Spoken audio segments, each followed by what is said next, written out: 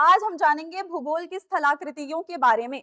सबसे पहले हम बात करेंगे पर्वत की। पर्वत जो होते हैं वो 300 से 600 मीटर तक के होते हैं और आमतौर पर ये 2000 मीटर तक के भी होते हैं। अब अगर बात करें पठार की, तो पठार आकार में जो है इनकी सपाट शीर्ष होती है और ये अक्सर 300 मीटर से ऊंचे होते हैं।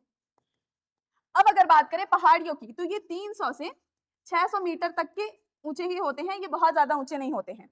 और इनका पर्वत का जो अगर हम शिखर देखेंगे तो वो बहुत ज्यादा नुकीला होता है। पठार का अगर शीर्ष देखेंगे तो वो सपाट होता है और अगर पहाड़ियों का देखेंगे तो ये गोलाकार शिखर होता है। अब अगर ढलान की बात करें तो पर्वत का जो ढलान होता है वो बहुत ज्यादा तीव्र होता है, यानी 60 डिग्री का एंगल क्रिएट करता है। पठार के अगर ढलान की हम बात करें तो 90 डिग्री एंगल क्रिएट करता है, यानी सीधी ढलान होती है पठार की।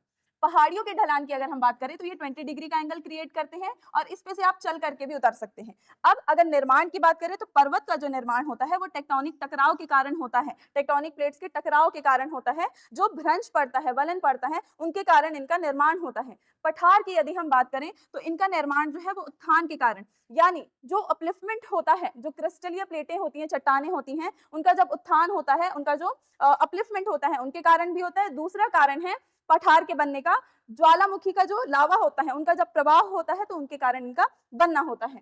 अब तीसरा, पहाड़ियां कैसे निर्माण में आती हैं, कैसे निर्माण होता है? अपरदन के कारण होता है, यानी जब इरोजन होता है उसके कारण होता है। और ये भी बोला जाता है कि जो पहाड़ियां हैं अक्सर उन्हें जो पर्वत होते हैं, जो बहुत पुराने पर्वत होते हैं, उनका अवशेष माना जाता है पहाड़ियों को।